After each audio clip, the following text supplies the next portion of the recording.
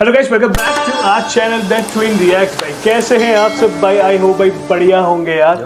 लेके आ चुके हैं नई वीडियो, किसी गाने के लिए, किसी ट्रेलर के लिए, सीधा स्टैंड अप कॉमेडी। क्योंकि बहुत टाइम से हम लोग सीरियस चल रहे थे, तो हम लोगों ने सोचा क्यों ना म्यूट लाइट करा जाए और स्टैंड अप कॉमेडी के ऊपर वीडियो लाई जाए भाई। और the best part is Aditya Kulshreshtha एक कुल्लू भाई की वीडियो आ चुकी है और freshers party stand up full comedy special. Okay, description की अगर बात करें तो हेलो दोस्तों, this is my stand up comedy special. I hope you like it. Special thanks to Zakir भाई, तन्मय भाई, Samay Raina, Gopal ji for the support.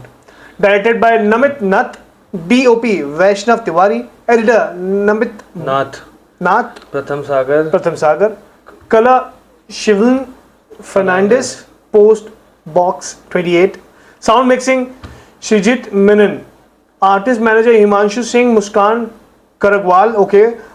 Also, all the lovely people who have helped me out with this. Thanks a lot. Okay. Yeah. Let's go. Let's go.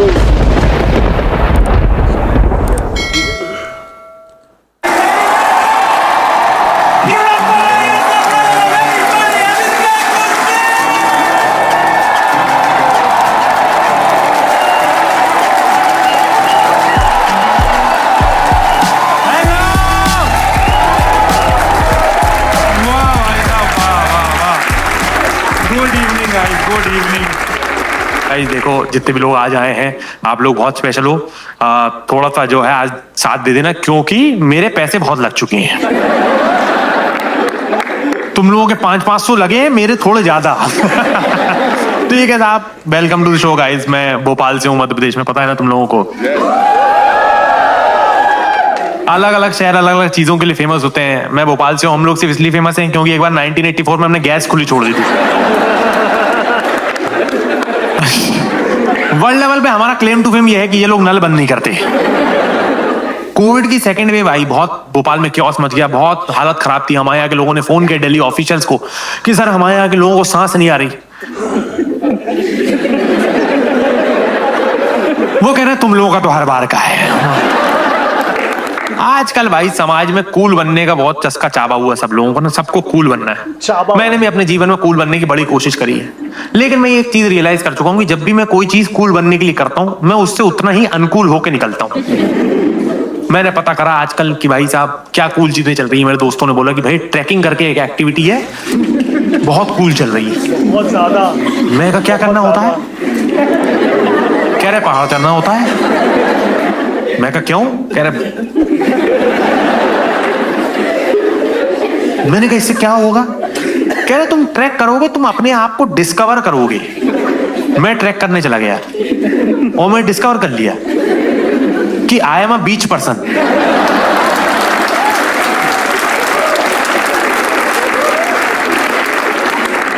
और मैं तब तक बीच गया भी नहीं था।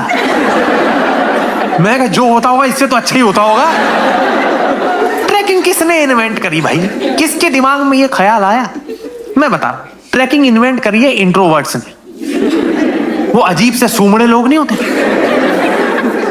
तुम अपने घर पे उनको बुलाओ, पार्टी में दीवार देखते रहते हैं। ये पूरे दुनिया भर के इंट्रोवर्ट्स एक जगह मिले, पहले 2 घंटे कोई बोला ही नहीं, जो बोल रहा उसको ग्रुप से निकाल दे रहे। हट हट हट साले, स्लीपर सेल।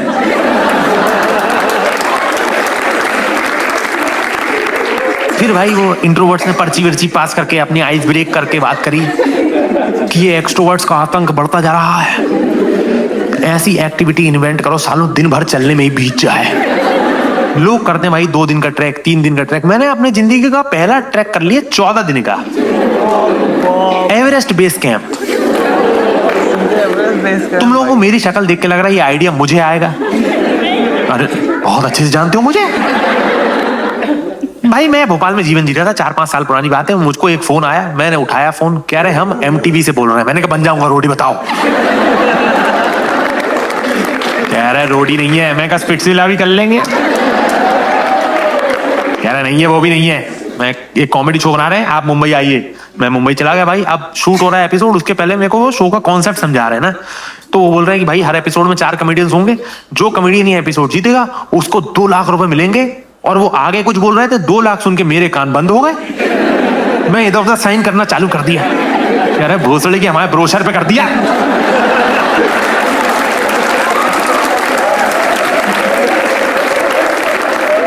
तो 2 लाख रुपए मैं 3-4 भटूरों में साइन करके निकला हूं वहां से कि कहीं ये ना यूज हो जाए। मैंने एपिसोड किया, मैं एपिसोड जीत गया। उनने मेरे को 2 लाख रुपए दिया, मैं भोपाल आ गया। मैं मस्ती करने लगा। 1 हफ्ते बाद उनका मेरे को मेल आया कि हे आर यू एक्साइटेड। देखो अपनी देसी मेंटालिटी है। इंडियन आदमी का दिमाग ऐसे चलता है कि कोई तमीज से बात कर रहा है मतलब कुछ स्कैम है। तुमने देखा है भाई, विदेशों में लोग बाग अनजान लोगों से सड़क पर रैंडमली बात कर लेते हैं। Hey how are you, nice day, oh my god, what a winner. India में तुम इमेजिन कर सकते हो, तुम मार्केट में चल रहे हो, एक आदमी आया और सर कैसे हैं, नहीं चाहिए कुछ। अबे इंडिया में सामने वाला स्माइल करे, आदमी जेब चेक करने लगता है।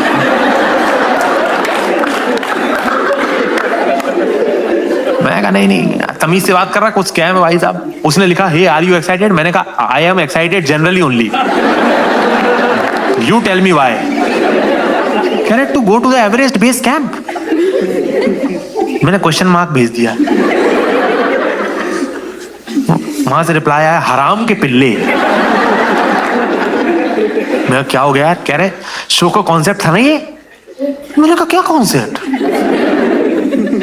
कह रहे शो का कॉन्सेप्ट था कि जो जीतेगा उसको 2 लाख रुपए मिलेंगे और एवरेस्ट बेस कैंप ट्रैक करने का मौका मिलेगा। मौका?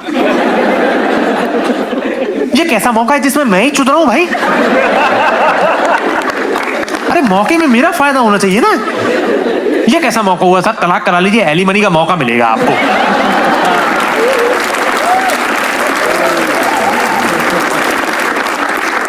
मैंने कहा मैं नहीं आ रहा है। कह रहे हैं भटूरे साइन किए हुए तुमने। देखो भाई मैं मध्य प्रदेश का आदमी हूं, मुझे पहाड़ वहाड़ मालूम है नहीं। मैंने अपना पूरा 250 ग्राम का दिमाग लगाया। मैंने कहा भाई साहब देखो एवरेस्ट है मतलब पहाड़ है। पहाड़ देश में 2 ही जगह है, या तो उत्तराखंड में या हिमाचल प्रदेश में। तो एवरेस्ट भी अपने अनुमान के हिसाब से यहीं कहीं होना चाहिए। मैंने उनको मेल पे लिखा, मैंने कहा दिल्ली से कौन सी बस पकड़नी है बताओ, आ रहा हूं। कह रहे बस नहीं पकड़नी है। मैंने कहा फिर? कह रहे नेपाल आना है। मैंने कहा नेपाल क्यों आना है? कह रहे क्योंकि एवरेस्ट वहीं है। मैं कहा हमारे पास नहीं है, हमारे पास एवरेस्ट ही नहीं है और ये राष्ट्रीय मुद्दा भी नहीं है अभी तक। कह रहे सुन बकचोदी नहीं कर, चुपचाप 17 तारीख को पहुंच जाइयो नेपाल। और भाई लिखा हुआ उसमें 17 तारीख आपका रिपोर्टिंग है काठमांडू नेपाल में। और मेल में बोल्ड में लिखा हुआ नीचे looking forward to your first foreign trip.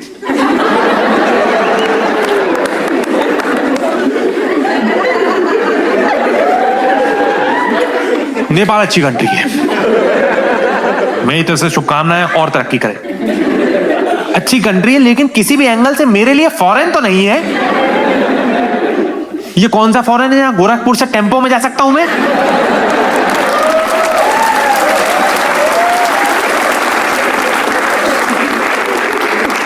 मैंने वो जोची को पकड़ा जो मुझसे कह रहा था आपका विदेश यात्रा का योग है।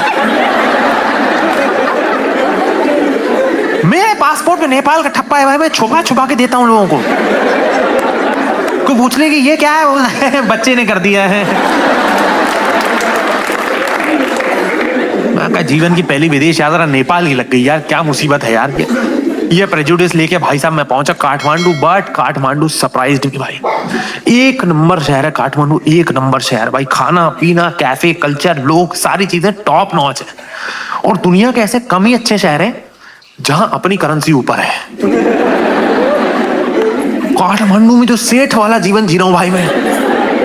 दुकान के अंदर जा रहा हूं कुछ सामान लेने, उसको 500 रुपए दे रहा हूं, वो 800 वापस कर रहा है। मैं कह रहा हूं मैंने इसको उधार कब दिया? रेस्टोरेंट में बैठे शराब, हुक्के, कबाब, टिक्के, बिल आ रहा है 412 रुपए।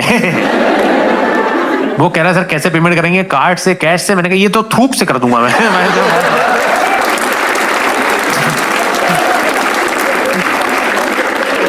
भाई बकचोदी करने लगे। उन्होंने बोला भाई कि ओ ट्रैक करने आए, चलो हेट।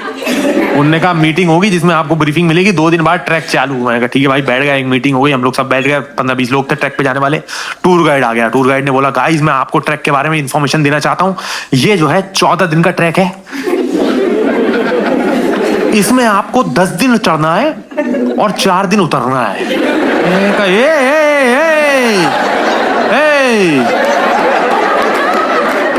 ये क्या हिसाब है? इतनी गुजराती मुझे भी आती है। जहां 10 दिन चढ़ना है वो 4 दिन में कैसे उतार लेगा? क्या ऊपर ले जाके आड़ा करके फेंक देगा क्या?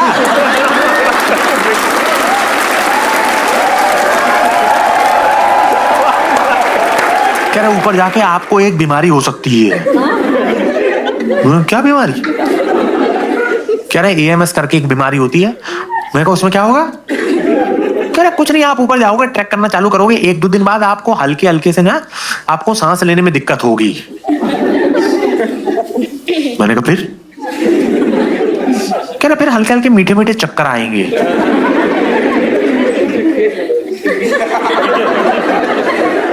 मैं कहा फिर?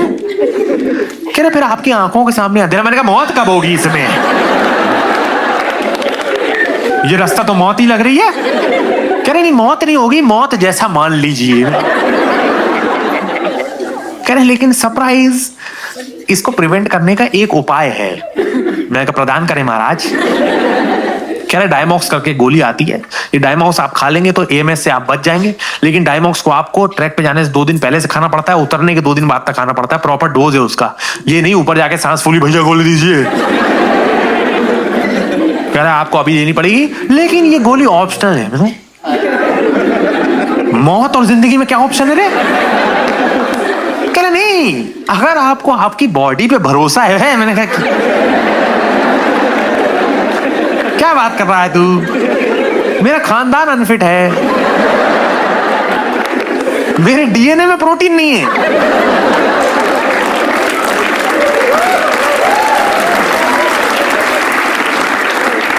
मेरे परिवार में इतने लोग इतने अनफिट हैं भाई। मेरे 7-8 साल के कजिन्स हैं, उनको बैक एक है। स्कूल में टिफिन के साथ बाम रख के ले जा रहे हैं वो लगा रहे हैं ऑर्थोपेडिक तकिया, छोटा भीम वाला। मैं कहा मुझे गोली दे डबल डोज, हट। मैं गोली छुड़ा खा ली भाई। बाकी हमारे कॉमेडियंस थे, उन्होंने भी खा ली। एक भाई हमारे ग्रुप में एक बंदा वैसा था मुस्टंडा, वो नहीं होता जिम फ्रीक।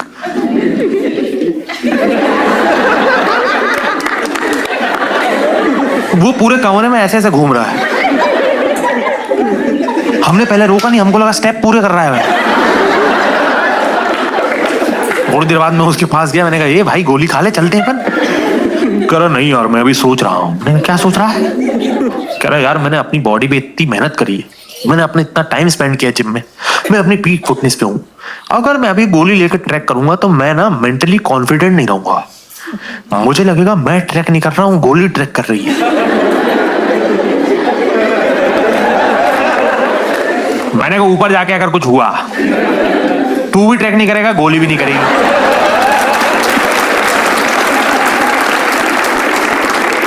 तो किसी एक को करवा देते हैं अपन। कह नहीं ब्रो अभी मैं कॉन्टेम्पलेट कर रहा हूं। मैंने कहा क्या कर रहा है?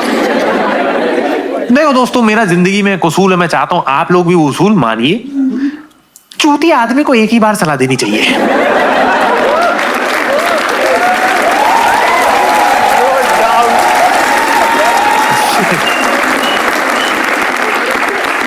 क्योंकि उसको जो करना है वो तो वही करेगा। तुम सलाह देके भगवान से अपना क्लियर कर लो। मर के भगवान के पास पहुंचो, आपने मना किया था, हमने मना किया था साहब। भाई साहब उसने गोली नहीं ली, ट्रैक चालू हुआ। पहला दिन ट्रैक का भाई टूर गाइड फिर आ गया, कह रहा गाइस मुझे इस ट्रैक पे आप लोगों की पीक फिटनेस चाहिए। अबे मैंने कहा तुझे चाहिए, हमारे पास होनी भी चाहिए। रिसोर्स अवेलेबल ही नहीं तो प्रोवाइड कैसे कर दूं? कह रहे आप इस ट्रैक पे अपनी बॉडी को बिल्कुल भी अब्यूज नहीं कर सकते। मैंने कहा मतलब? कह रहे आप पूरी ट्रैक भर में दारू नहीं पी सकते, सुट्टा नहीं पी सकते और जंक फूड नहीं खा सकते। ट्रैक चालू हुई, जहां भी ब्रेक मार रहे हैं खुद सुट्टे मार रहा धपा धप। मैंने उसका हाथ मरोड़ दिया जाके, मैंने कहा तेरा क्या हिसाब है?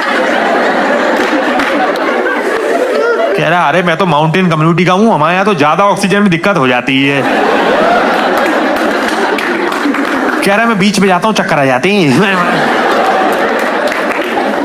भाई साहब मैंने कहा क्या हिसाब रहेगा? कह रहा 4 घंटे चलेंगे, फिर खाना खाएंगे, फिर 4 घंटे चलेंगे। मैंने कहा ये कितने दिन में करेंगे? कह रहा 1 दिन में है। मैं 4 घंटे चला हूं भाई, उसके पहले के पूरे जीवन में मिला के 4 घंटे नहीं चला। भाई मैं 4 घंटे चल के गया था, मेरे सामने चावल आए, मैंने सूत दिया। मैंने थाली में 1 किलो चावल डाले भाई, बीच में गड्ढा बनाया, उसमें दाल डाली,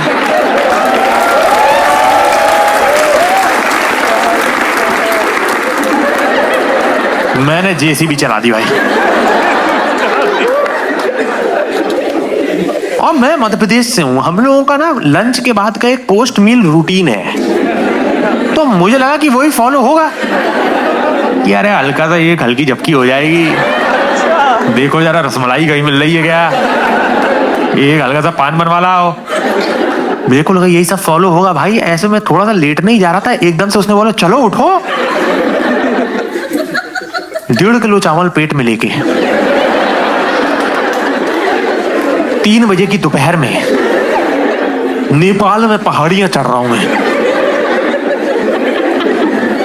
मुझे आ रहे हैं चावल के झोंके, मेरे पेट में वोडका बन रहा है, मेरी हालत खराब हो गई। मुस्टंडा बगल से दौड़ते हुए चल रहा है, ये मैंने कहा क्या होगा तुझे? कह रहा once in a lifetime. बताता हूँ का भाई साहब, मुझे नहीं पता तुम लोगों का भाई, मैं मध्य प्रदेश से हूं। अगर लंच में हम लोग चावल खा लें तो हमको 2-2.5 घंटा चाहिए दुनिया में वापस आने के। दूसरा दिन हो गया, तीसरा दिन हो गया, तीसरे दिन हो गया, एकदम से भाई चल रहे ट्रैक कर रहे हैं, एकदम से मुस्टंडा मेरे पास आया। कह रहा अरे ब्रो कुल्लू सुन। मैंने कहा नहीं, प्रोटीन नहीं लाया हूं मैं, राजश्री चाहिए दे सकता हूं। अरे नहीं ब्रो प्रोटीन नहीं। मैंने कहा तो कह रहा ब्रो मुझे सांस लेने में थोड़ी सी दिक्कत आ रही है। मैंने कहा प्लेसिबो इफेक्ट है। मैंने कुछ वर्ड्स रख रखे, कहीं भी पेल लेता हूं। कह रहा मेरे पेट में गुड़गुड़ हो रही है, चाइल्डहुड ट्रॉमा। कह रहा मेरी बीवी भाग गई है, मर्फीज लॉ।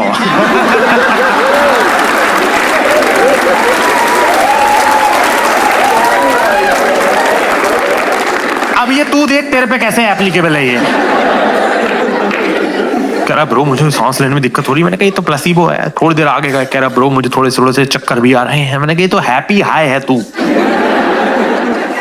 थोड़ी देर बाद मैं आगे गया, मैंने पीछे देखा तो मूर्छित पड़ा हुआ है। मैं क्या हो गया? Peak fitness. कह रहा भाई गोली दिलवा दे। मैं कहा मैं दिलवा दूंगा लेकिन परसों असर करेगी, तब तक या तू बचेगा या गोली बचेगी। कह रहा ब्रो कुछ कर। मैंने रुक जा, मैं कॉन्टेम्पलेट कर रहा हूं।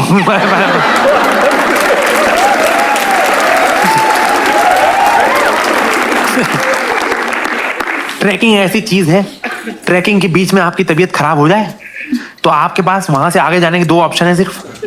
पहला ऑप्शन बड़ा सिंपल है, आप जमीन पे लेटिए, अपनी आंखें बंद कीजिए, अपने परिजनों का स्मरण कीजिए, बगल से मिट्टी उठाइए, बोलिए इतनी ही सेवा कर सका धरती मां।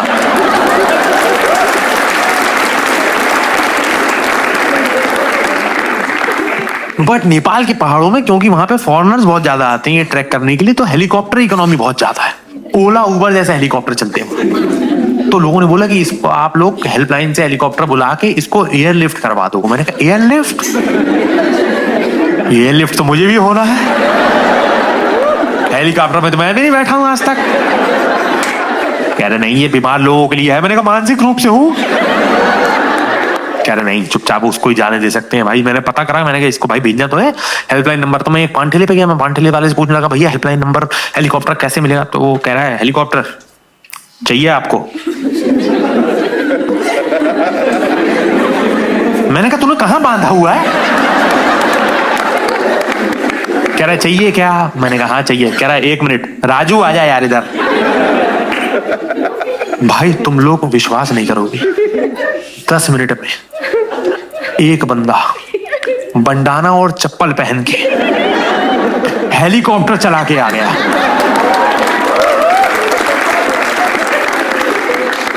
मैं कहा GTA से ला रहा, कहां से ला रहा है ये?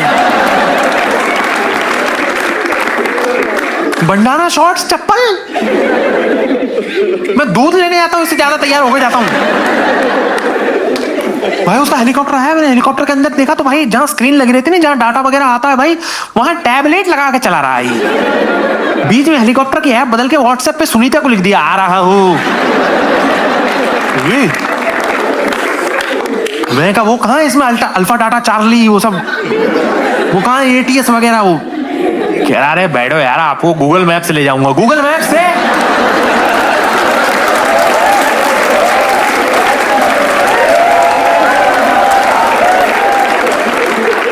गूगल मैप बहन जो जमीन पर सही नहीं दिखाता। मैं गूगल मैप से चल रहा था, एक दिन सामने तालाब आ गया, कह रहा कीप वॉकिंग। भाई जैसे तैसे इसको भैया आप चलना चालू किया, चले जा। 4 दिन हो गए, 5 दिन हो गए। ट्रैकिंग का मुझे भाई ऑब्जेक्टिव ही पता नहीं है कि करना क्या चाह रहे हैं। ट्रैकिंग वालों के पास ग्रेटिफिकेशन देने को है ही नहीं, उनका वही है, journey is the destination and the destination. भाई पहुंचे 10वें दिन एवरेज बेस कैंप पे पैर रखा, मैंने कहा भाई पहुंच गए भाई साहब। मैंने पीछे देखा टूर गाइड को, मैंने कहा कह रहा चलो उतरेंगे। मैं कहा वो खजाना कहां है जो ढूंढने आए थे अपन? तुम्हारे दोस्त होंगे ट्रैकिंग इंथुजियास्ट, उनके साथ ट्रैक पे जाओ और ऊपर जाके उनसे बोलो अब क्या है यहाँ पे व्यू है साहब। ये तो नीचे से अच्छा दिख रहा था और मेरे घुटने भी मेरे पास थे। मेरी एप्पल वॉच पगला गई भाई, कह रही ये आदमी के नॉर्मल दिनों में 3 दिन में 150 स्टेप्स आते हैं, वो भी बिस्तर से उठने लेटने के। पहले दिन 20,000 स्टेप्स आए, वॉच में नोटिफिकेशन आया, oh you have started your fitness journey finally. Taunt मार रही है शेर। मेरी वॉच को लग रहा है मैंने कुत्ते पे बांध के दौड़ा दिया है। दूसरे दिन 20,000 स्टेप्स आए, वॉच में नोटिफिकेशन आया कि ओह इट्स अ स्ट्रीक। तीसरे दिन 20,000 स्टेप्स आए, वॉच में नोटिफिकेशन आया कि भोसड़ी के जेल हो गई क्या तुझे?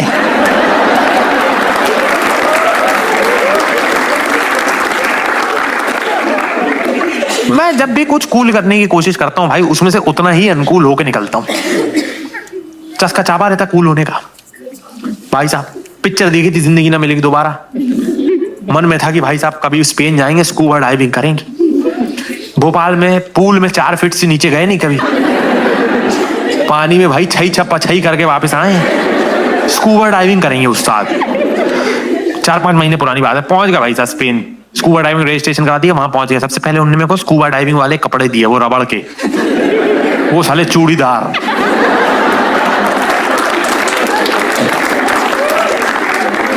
ऐसे टाइट कपड़े भाई। भाई वो कपड़े जो है ना, वो फिट बॉडीज वगैरह के लिए हैं, जिनकी मतलब पूरी बॉडी स्ट्रक्चर प्रॉपर है। भाई उन कपड़ों में मैं अजीब सा शकरकंद लग रहा हूं भाई। मेरे कहां से फैट निकल रहा भाई, ऐसा लग रहा है बच्चे ने क्ले खेल के छोड़ा है। मैं अपने आप में ही कंफर्टेबल नहीं हूं भाई। मेरी पीठ पे भाई साहब बांध दिया हमने सिलेंडर, कह रहे सिलेंडर से एक पाइप निकलेगी जो आपको चबाना है, जिससे आपको पानी के अंदर ऑक्सीजन आएगी। आंख नाक आपके सनग्लासेस से बंद रहेंगे और जो है आपको पानी में उतरना है। मुझे भाई बता के भेजा उनने भाई साहब कि आप 5 मिनट में पानी के अंदर एक्लेमेटाइज हो जाएंगे, 10 मिनट में आपको मजा आने लग जाएगा, अब 15 मिनट में तो आप जल पर ही हैं। 12वें सेकंड गांड फट गई पानी के अंदर भाई। वो ऐसी हालत खराब हुई भैया, तो ग्रेविटी वेविटी कुछ भी नहीं चल रहा है, अपने बस की नहीं भैया। अपन भाई धरातल के आदमी, मध्य प्रदेश के, अपना नहीं है। समुद्र दूर दूर तक नहीं है जहां हम पैदा हुए, अपना नहीं है भैया काम। ये मेरी हालत खराब के अंदर वो गोप्रो वाला एक आदमी भेजते हैं यार, कहता है आपके फोटो वीडियो लेगा अंडर वाटर, आप एस्थेटिक लगेंगे। पूरे फुटेज में मैं यूं आया हूं।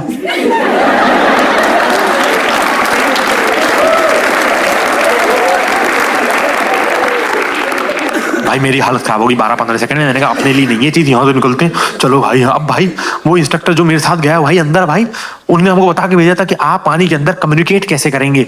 आपको सही लगे तो आप यूं कीजिएगा, खराब लगे तो आप यूं कीजिएगा। भाई 15 सेकंड के बाद मेरे फुटेज में मैं ऐसे आ रहा हूं,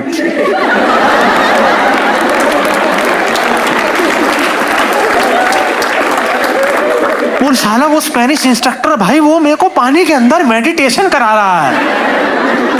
कह रहे काम डाउन, ब्रीथ। मैं कहा काट डालूंगा ऊपर, चल।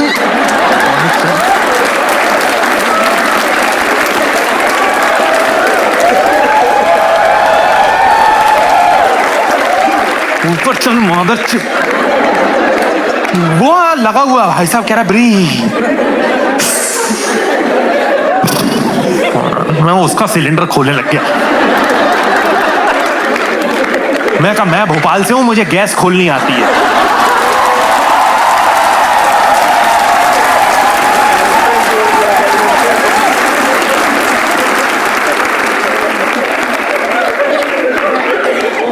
जब भी कुछ कूल करने की कोशिश करूं उसमें उतना ही अनकूल होकर निकलूं। इंसान को सबसे ज्यादा कूल बनने का शौक कब चढ़ता है?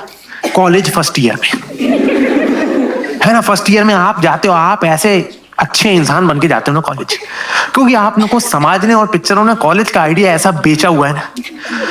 कॉलेज का प्यार, कॉलेज की दोस्ती। आदमी कॉलेज जा रहा है, कह रहा है कुछ भी नहीं है इसमें से। सुबह 7 बजे एक अनजान गार्ड को अपना आईडी कार्ड दिखा रहा हूं, और वो मुझे नहीं पहचान रहा। नहीं सर आप नहीं है। बीए इकोनॉमिक्स में 7 बजे कोई स्ट्रेंजर क्यों जाएगा? फिर भी फर्स्ट ईयर में आप बहुत ट्राई करते हो कूल बनने का, और कूल बनने का पहला पायदान होता है कि आपकी एक बड़ा सा फ्रेंड सर्कल हो कॉलेज में, लड़के लड़कियों वाला। आप बड़ी कोशिश करते हो कि फर्स्ट ईयर में वो ग्रुप बन जाए आपका, और एक ग्रुप बन भी जाता है। और जो फर्स्ट ईयर का कॉलेज का पहला ग्रुप होता है, आपको लगता है ओ माय गॉड कितने अच्छे लोग हैं मेरे आसपास, हमारी दोस्ती एंड ऑफ टाइम तक चलेगी, हमारे बच्चे भी एक दूसरे के दोस्त होंगे। वो ग्रुप फर्स्ट सेमेस्टर बनता है, थर्ड में टूट जाता है। अरे बस यार ये जस्ट तोड़ के आई है मेरे। जितने भी लोगों ने कॉलेज पास किया सबके फोनों में एक व्हाट्सएप ग्रुप है जिसका नाम है फ्रेंड्स फॉर एवर, जिसमें अकेले बचे हुए हैं। You are now admin.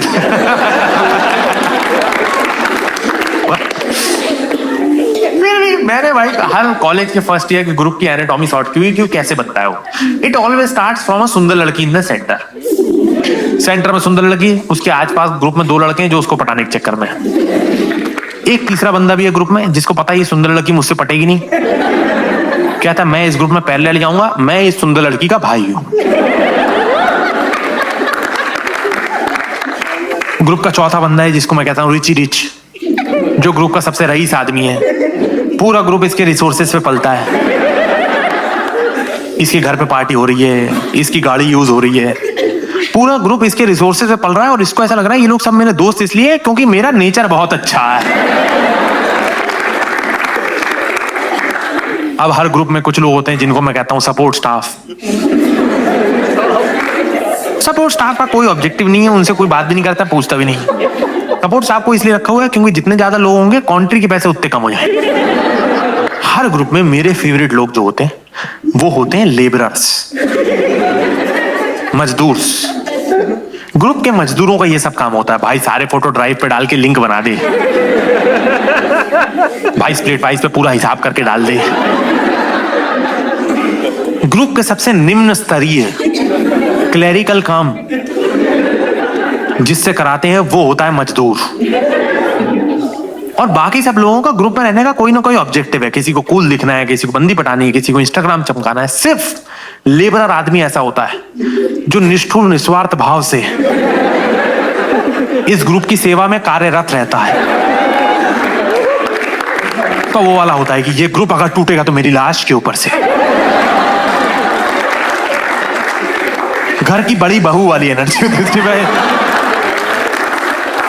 वो भाई ग्रुप का पूरा इमोशनल लेबर कर रहा है भाई, लड़ाइयां सॉल्व करवा रहा है भाई, वो पूरी चीजें कर रहा है। एक दिन भाई लेबरर आदमी सुबह उठता है और देखता है कल रात पूरा ग्रुप पार्टी कर रहा था उसके बिना। तब उसको दुनिया का एक परम सत्य मालूम पड़ता है कि इस ग्रुप के व्हाट्सएप पे 2 ग्रुप हैं और असली प्लानिंग वहां होती है जहां ये नहीं है। उस ग्रुप का नाम ही वही है, फ्रेंड्स फॉरएवर विदाउट अमन। तो सेकंड ईयर में जनरली भाई लड़कों का ये मोह भंग होता। ये चीज भाई हम तो नहीं कह रहे भाई, ये पूरी दुनिया कह रही है। फ्रेंड्स फॉरएवर विदाउट अमन। बेस्ट पार्ट भाई, वहां होती है जहां ये नहीं है। उस ग्रुप का नाम ही वही है, फ्रेंड्स फॉरएवर विदाउट अमन। तो सेकंड ईयर में जनरली भाई लड़कों का ये मोह भंग होता है जब उनको पता चलता है कि वो निगलेक्ट किए जा रहे हैं। आदमी कहता है अब नहीं चाहिए मुझे खुशियां, आज मैं बनूंगा सिग्मा मेल। लड़के वो सारी बातें करने लगते हैं कि सारी लड़कियां धोखेबाज होती हैं। मैंने कहा तू जानता 3 को है सिर्फ। कह रहा औरत जात बेवफा है। मैंने क्यों? कह रहा मैंने एक लड़की से बहुत प्यार किया, फिर बस। तो स्पॉइलर अलर्ट, मेरे कॉलेज का ये लड़का मैं था। सेकेंड ईयर में भाई साहब ग्रुप टूटा। मैंने कहा भाई अब चाहिए, अब ये सब नहीं चाहिए दोस्ती यारी, अब चाहिए गैंग, अब चाहिए जिंदगी में मैस्कुलिनिटी, अब चाहिए माफिया। भोपाल में भाई साहब मैंने नजर दौड़ाई। सेकंड ईयर का कॉलेज था मेरा, कॉलेज भोपाल में प्राइवेट इंजीनियरिंग कॉलेज। तो मध्य प्रदेश के ग्रामीण परिवेश के बड़े बच्चे आते थे वहां पे। तो मैंने क्लास में सेकंड ईयर में नजर दौड़ाई, बैक बेंच पे 3 लड़के बैठे हुए थे, मैं उनके बैक बेंच पे गया। मैंने 3 का ग्रुप 4 का कंप्लीट कर दिया। सेकंड लेक्चर में मैं उनसे मिला हूं, 4th लेक्चर तक हम चारों बेस्ट फ्रेंड्स हो चुके थे। क्योंकि लड़कों की दोस्ती यूं हो जा रही है, कोई फिल्ट्रेशन प्रोसेस ही नहीं है। लड़कों के दोस्तों में आप, लड़कों के दोस्तों के ग्रुप में आप वैरायटी देखो भाई, एंटरप्रेन्योर भी है, मर्डरर भी है।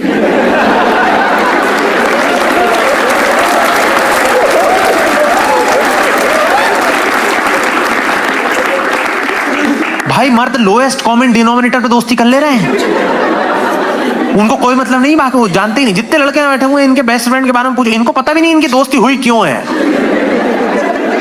जितने लड़के यहाँ बैठे हुए इनसे पूछो तुम्हारा बेस्ट फ्रेंड क्यों है?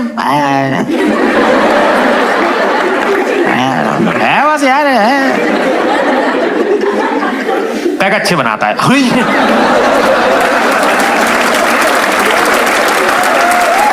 ये कोई दोस्ती का रीजन हुआ? भाई साहब लड़के दोस्ती कर ले रहे क्यों भाई? लड़कियां दोस्ती, लड़कियों को देखा, लड़कियों दोस्ती करती हैं किसी लड़की से पूरा देख समझ के दोस्ती करती हैं। लड़कियां समझदार है, लड़कियों का एक प्रॉपर फिल्ट्रेशन प्रोसेस है कि किसी इंसान को अपनी जिंदगी में ला रहे हैं एज अ फ्रेंड, तो भाई देख दाख के लाएं कि भाई ये बंदी टॉक्सिक तो नहीं है, इसके घर वाले ठीक है कि नहीं है, ये भाई इसके बाल बेबी करली नॉर्मल क्या है, भाई SPF 30-40 क्या है भाई, पूरा जो सन साइन मून साइन, वो पूरा 36 गुण मिलाने के बाद कोई लड़की बोलती है कि हाँ she is a nice friend, we kind of hang out sometimes. लौंडे मिल रहे हैं पान ठेले पे पहली बार। क्यों भाई बाबा राधन चूतिया है, बहुत चूतिया है, आ जाओ।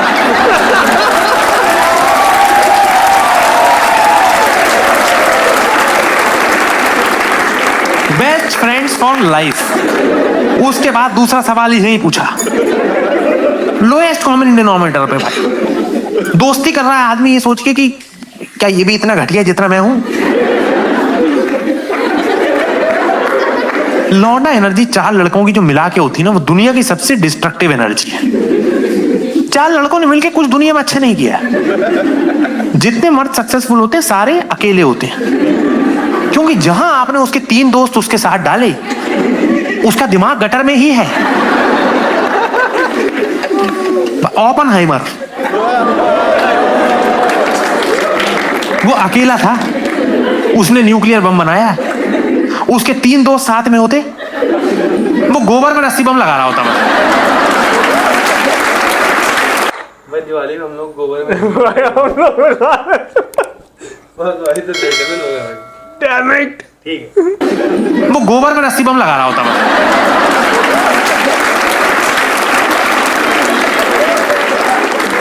और रस्सी बम लगा रहा है, बगल में 3 दोस्त।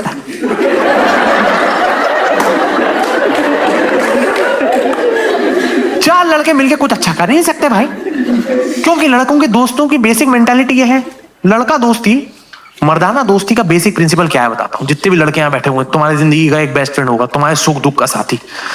तुम इसके घर जाते हो अपना घर मान के जाते हो, ये तुम्हारे घर जाता है आता है अपना मान के आता है। तुम इस इंसान के लिए जान दे सकते हो, गोली खा सकते हो इस इंसान के लिए, लेकिन जब भी तुम इस इंसान के साथ घूम रहे हो, तुम्हारे दिमाग में चल रहा है कि यार इसके हल्के से लोड़े लग जाए यार।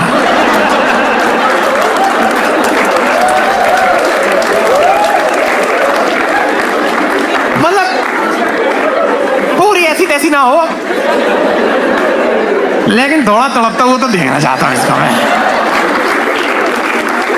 भाई इवन जितने लड़के बैठे, इमेजिन करो तुमको रात में 11 बजे फोन आया कि तुम्हारे बेस्ट फ्रेंड को पुलिस ने पकड़ लिया है। आदमी का पहला रिएक्शन होगा, तुम सुबह 7 बजे अपने बेस्ट फ्रेंड से मिलने गए हो पुलिस स्टेशन में, वो ऐसे लटका हुआ है 50 शेड्स ऑफ ग्रे बन के, तुम्हें उसकी शक्ल पे दिख रहा है कि पुलिस वालों ने मार मार के भर्ता बना दिया है। आदमी का अपने जिगर के टुकड़े बेस्ट फ्रेंड को इस हालत में देख के पहला रिएक्शन क्या होगा?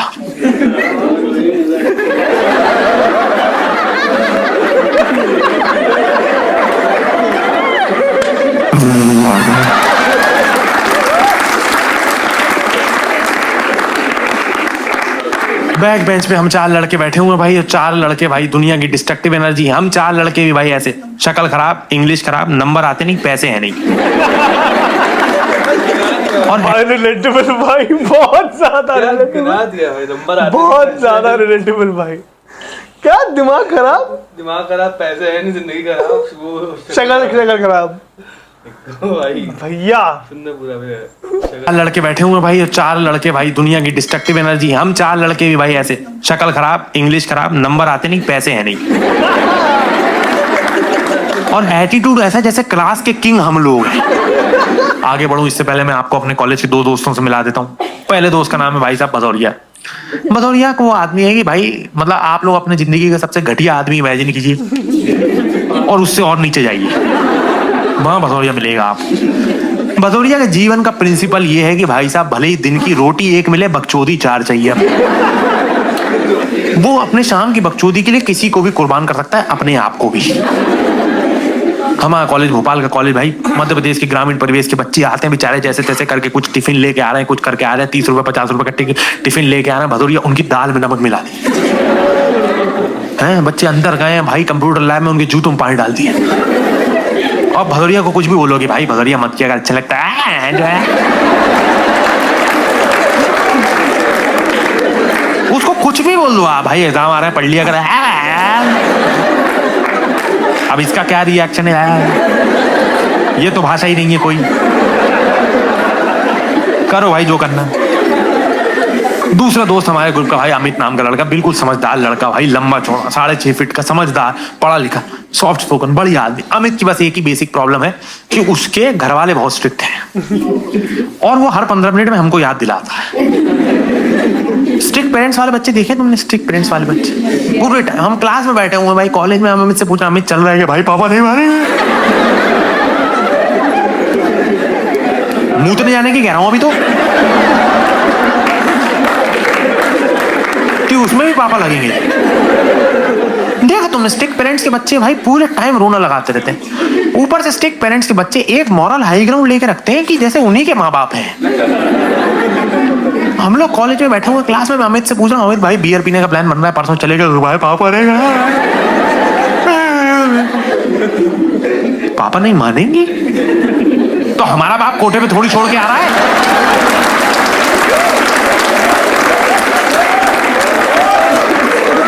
अबे हम भी तो झूठी बोल के चल रहे हैं ना कि हमारा बाप कह रहा है बेटा 4 से 7 कराटे क्लास है, फिर 52 नंबर कोठे पे मिलो, शाबाश है ना। कुछ भी बोला बाबा। अब भाई हम चारों बकचोदी कर रहे हैं, बैक बेंच पे कुछ सोच नहीं रहा, गर्मी के दिन चल रहे हैं भाई।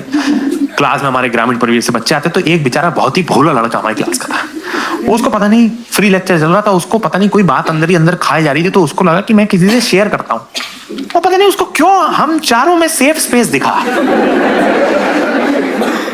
जितने भी मर्द यहाँ बैठे हुए हैं, तुम्हारी जिंदगी में कभी खराब समय आएगा, इनसिक्योरिटी आएगी, वल्नरेबिलिटी आएगी, तुमको पॉज करते हैं हमें भाई। ओके ओके, 2 बार में करते हैं भाई इसको, ठीक है। आई होप गाइज आपको भी हमारा रिएक्शन पसंद आएगा। हमारा रिएक्शन क्या ही था भाई, कुल्लू भाई की कॉमेडी ऐसी थी भाई कि बढ़िया यार भाई, रिलेटिव मजा ही आ रहा है यार कि करते जाओ भाई, रोको मत इसको यार, इसलिए बीच बीच में रुक भी नहीं रहते यार, ठीक है ना। एंड हमारी रिएक्शन पर कोई भी राय है तो प्लीज हमें कमेंट बॉक्स में बताना।